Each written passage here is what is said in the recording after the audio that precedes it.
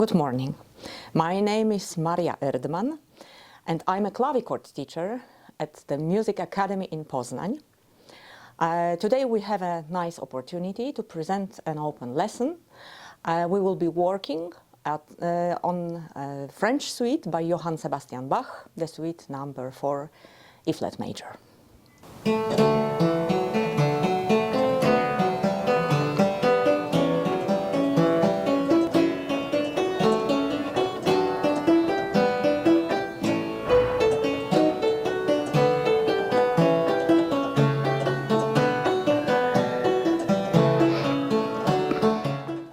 Thank you so much.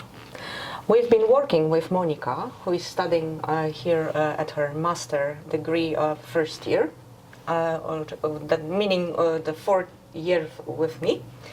We've been working on the Allemand for some weeks already, and we discussed the harmony, the character, the possibilities of using the expression of the clavichord with this piece, which is of course meant or understood more as a cembalo piece, not as a clavichord piece. But as a matter of fact, that Bach wrote it for the young wife, Anna Magdalena Bach, for the domestic purpose. The address of the clavichord and this kind of thinking, this more making music at home style and purpose, gives us opportunity and the option of thinking about this music as the music for the clavichord. So if we decide to play it on the clavichord, we need to accept that the clavichord is a dynamic instrument offering a lot of dynamic possibilities and emotional changes.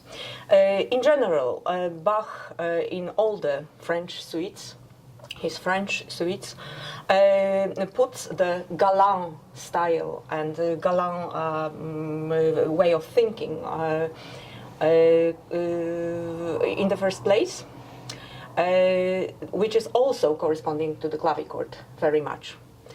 We could perhaps now concentrate again a little bit more on the harmony, seeing in this Allemand more a prelude style, meaning showing or based on harmony, than on a very strict dance. As for the Allemand, the prelude is a little bit complex, isn't it? Yeah? Yes. It's also quite polyphonic, even in the comparison to the rest of the French suites, which are less contrapuntal and less polyphonic than for instance, the English suites. So we could try it, keeping the Allemand meter and the way of moving, but concentrating more on the harmonic progression.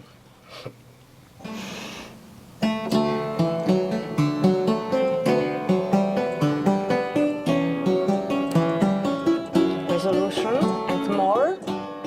And now this is our goal, and we are improvising upon this sonority and harmony and modulation, cadence, modulation, changing of the mood, yes, but try not to be too free with all this. Yeah, very good. Again, yes, and the cadence, meaning a normal thing. Start again.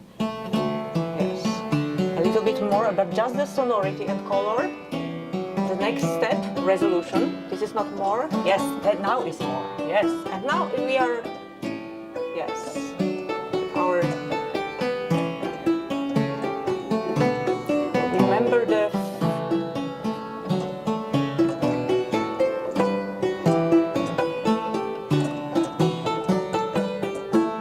Interesting thing, less, more.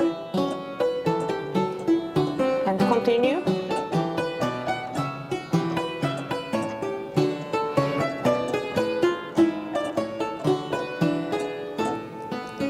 Okay, very good.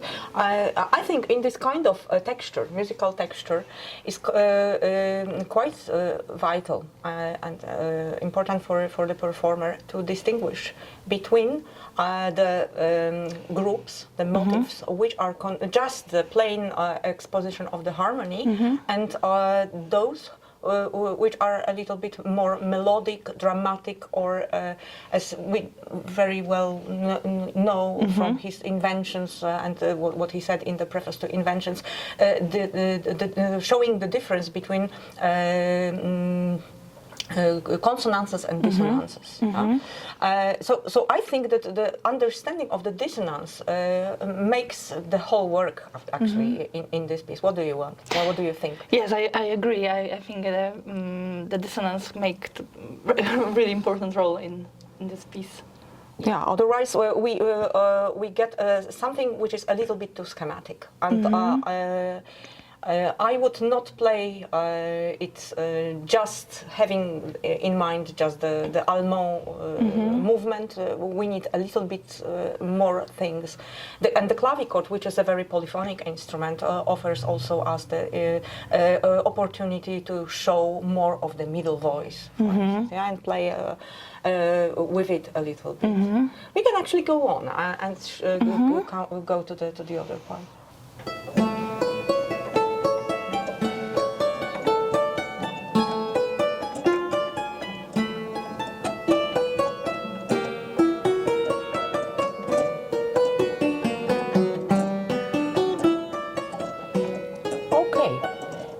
A little bit on that. I would, taking Carl Philipp Emanuel Bach a little bit to consideration, would not start that softly. That softly. Okay. Yeah? I was afraid just of the sound. More opening. Yeah. Oh, no fear. Yeah. And I think we can think more about the middle voice. It's just that we have the first octave, but we have the octave repeated then, and I would not play them the same. Okay.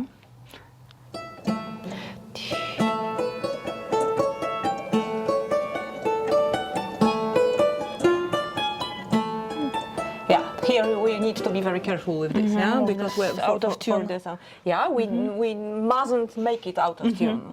Yeah, let's make an experiment and, for instance, play the second octave a little bit lower. Don't wait a little bit with this. Okay. And then treat it as the preparation of this for this G flat dissonance.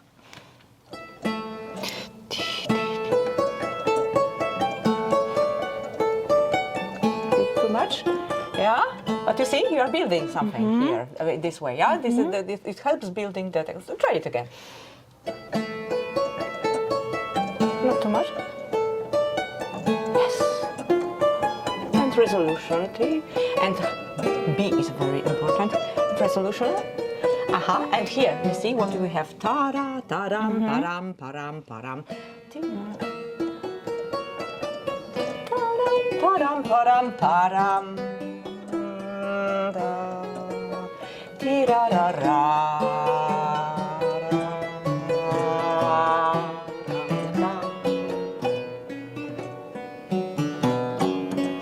Think about the first part at this moment. Interesting harmony, resolution, and to the left hand.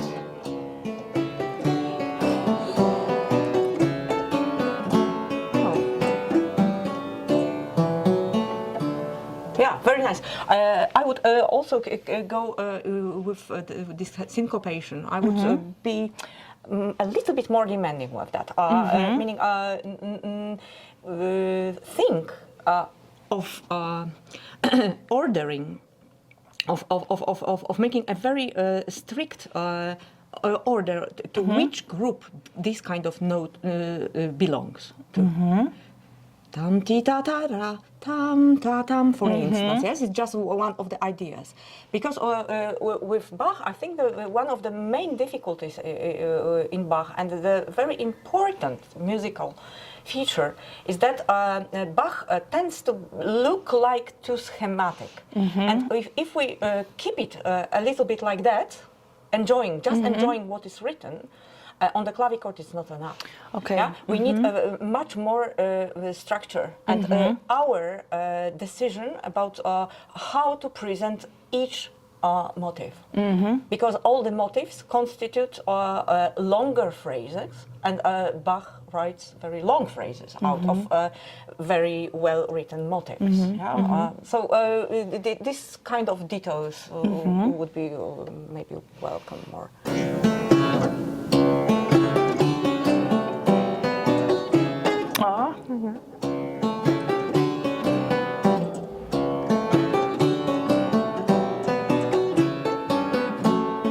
Okay, excuse me. Ta-ti-ta-rim param tam tam. This is, I think it's just another voice. Yeah, it's the grand alto. Tam tam. Too early. For me, too early. Yeah, it's the. Yeah.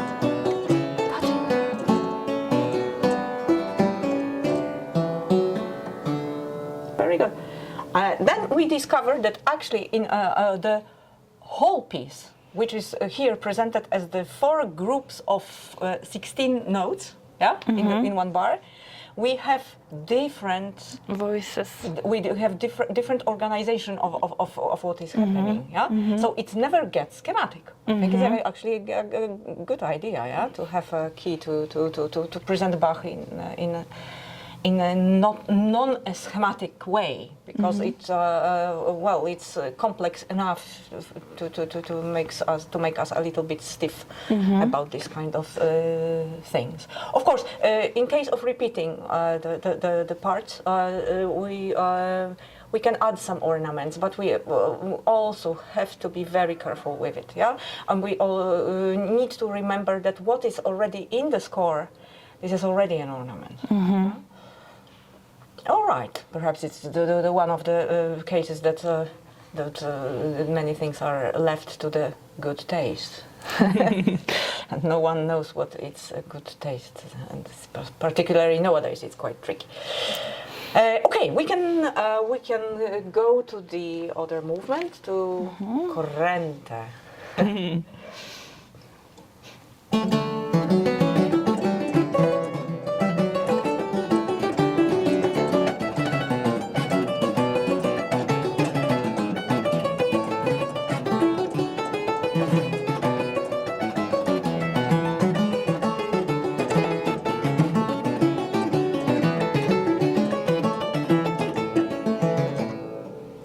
Zagrajmy to jeszcze raz, dobrze? Czyli tutaj trzeba rozegrać ten.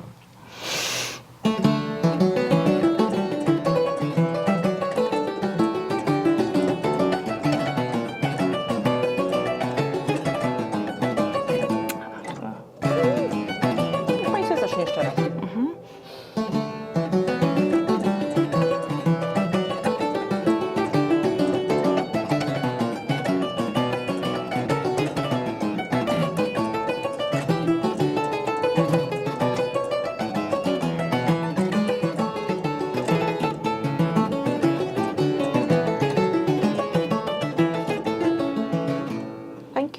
Thank you. It's a very tricky on the clavichord. I play the piece, so I can really prove it. It's a tough work, especially in public when everyone is listening so carefully about every detail. Also, with my experiences, also that one of the difficulties on playing it on a clavichord is to differentiate. On purpose, really confidential, not confidentially, but on purpose, to differentiate between the articulation in your right hand and in the middle voice. If you want to play it in the same atmosphere, it slows down and it doesn't work. So ta-dam, ta-dam, ta-ta, ta-dam, ta-tam, and never be too early on the first beat. I think it's a good information for the player here, that the measure 1 is always very nicely controlled. I think it's also quite kind of a controlled corrente.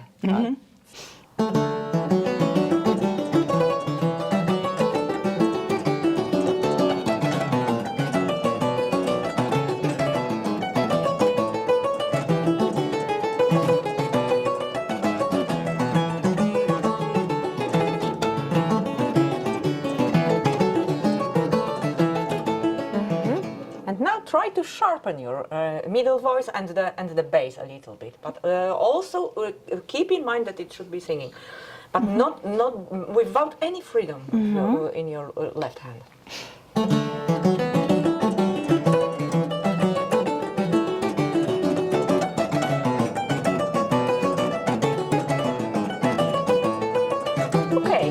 Okay, the direction is okay. And now I think that the right hand could be a little bit more poetic. Meaning not like, it's a little bit free of the bar, you know, like free of the corset, the old ladies in the former times that they were wearing, yeah?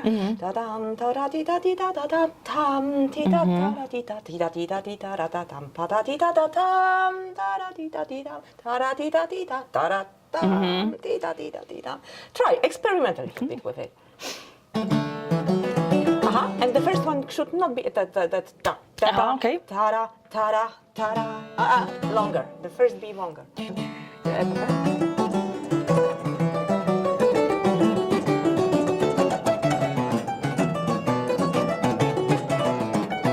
Okay. Give me just let me give you a hint.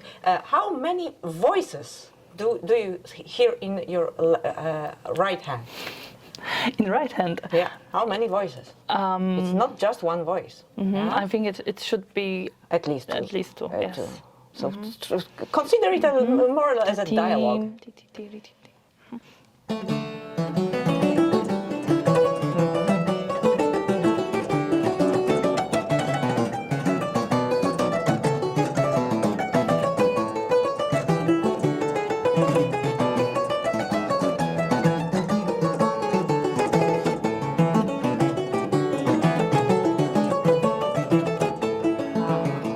But we must never get an accent on three unless it's Hemiola. Yeah? So of course it's very tricky. I know how tricky it is. Yeah? So it's just the direction we are working and we are aiming at.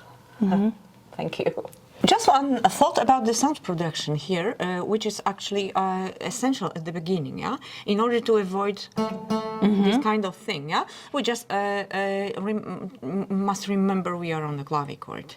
When we are where we are responsible for three stages of sound production. The first is the beginning, then is the sustain, and actually what we want to do with the sound, yeah, and then the ending, yeah, and here if you catch the string with your finger without thinking about the key, yeah, you need to be more with your foots on the strings themselves, yeah? Yeah? Yeah, try this, yeah? Yeah, and let's see? Okay, to connect it more. Yeah, yeah, and also ta-tam. Yeah. Yeah, very good. Yeah. On the harpsichord, we don't have this kind of problems, because the harpsichord is a plucked instrument. Here we have the instrument which is, well, to be precise, a touched instrument. And the touch, well, we have many different kinds of touch. And the clavichord teaches us how to use them.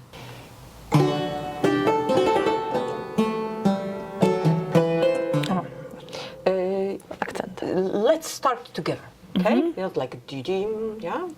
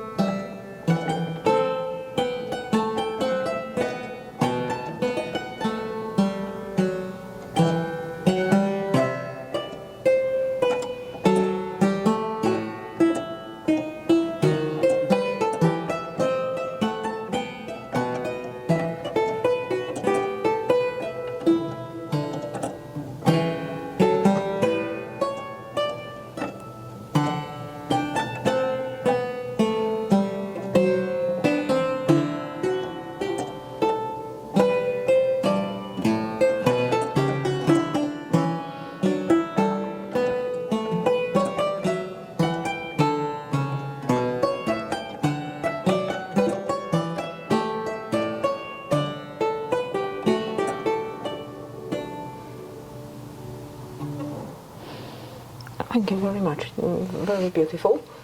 I appreciate the sound production, which is really advanced already. I think it's always good to have in mind that even though these suites were more for listening than for dancing, that we should not go too far away from the dance pattern. Yeah? So if we, of course, want to do something with the emotion or with making something more interesting, we need to keep the saraband inside and be very strict with that. As a matter of fact, that I'm originally an organist and I'm an articulation freak, I would articulate my left hand more, and it would give me more pulse. Tim param pam pam tim pam param pam pam. Yeah. The second thing is that as in the first bar, the one is, of course, just the obvious beginning. That in the second bar, 2 is much more important than 1. So we have 2 things to combine. One is the bar, which is, of course, our very important thing, and the other thing is the saraband, which is very much present in the second bar. Yeah? And I think that articulation in your left hand can be very helpful in showing these kind of things. Could we try it? The first part. Yeah, but together. Yeah. Yeah, to me, this ornament here is just, the prolongation of the sound. Tam ti da tam. But the situation changes in the second part. But it's tam ti da tam, and then we have the natural continuation. Yeah?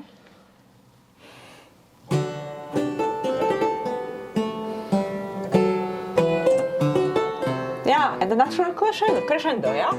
Here, if you have use it more. This place, then here you have much more sound. Try it again for the last time.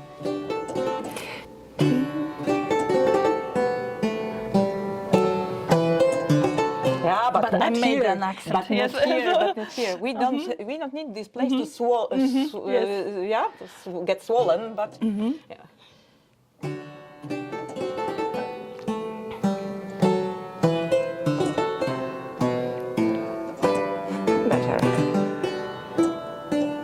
The left hand. Yeah.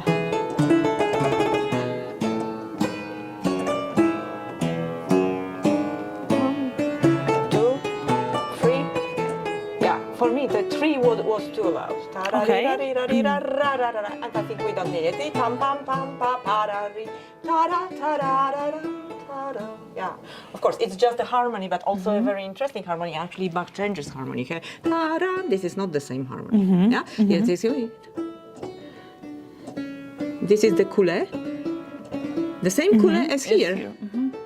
Yeah, and actually, we come to the other very interesting feature in this saraband, because we have this ornament written tam ta ta, yeah, which is the written out coulet, and we have the opportunity here to treat it differently according to the place we are in. Yeah? Otherwise, it also doesn't speak very, very, very distinctly. Could we try to experiment a little bit about with this coulet, but starting from bar 9? Okay. Yeah.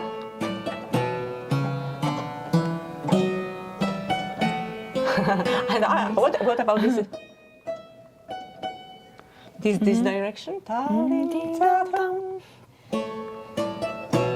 Not too much. This is just a normal harmony.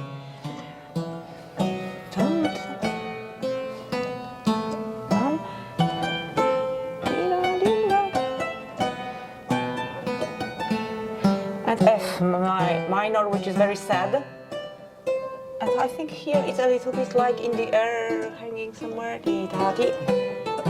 And here, from here, ta-ra-ram, ta-ta-ra-ram, we have the intensification of the movement, and we also can make some use of it. And also this ta-ra-ram, this is the coulé as well. Yeah. Yeah.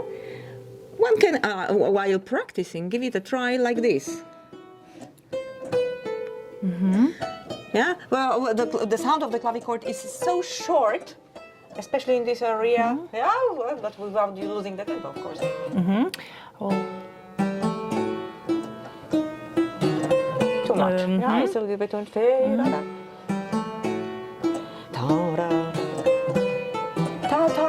more time with these places, yeah? More time. Tirara, ta tirara, ta tirara. Yeah, it's a gummy bar. Gummy bear. Very nice. Now we have the, you see? Now we have the depth of it. For me, Bach, well, it's a polyphony. Yeah, it's three-dimensional, perhaps even more dimensional. Yeah, we never should see it as with our eyes. Yeah, it's just with where you can hear, sing it. Actually, it helps a lot because you can't sing this kind of very widespread and dramatic melody just in one position. Yeah? If you sing it in a choir, you can divide it between voices, or you sing it in here, here, here. Yeah, yeah. So it's also Bach is a very organic composer. So he always writes things that are you can experience somewhere in the orchestra or in the choir. And we should do our best to use these kind of things. The one thing is our academic knowledge and treatises and what we know about the sources, the purpose, and all these very indispensable the details, ornaments. But then there are just the tools to express something which actually in the end should be ours. Our personal choice is a kind of responsibility to make this kind of choice. So we we need to learn what actually we want from the piece and what we can offer to the piece. And this is the kind of seeking. Never-ending seeking. Never-ending, and it never makes any harm to anybody. Yeah. Thank you very much. It's a great work. Thank you, Monika, very much. Thank you. Bravo. Thank you.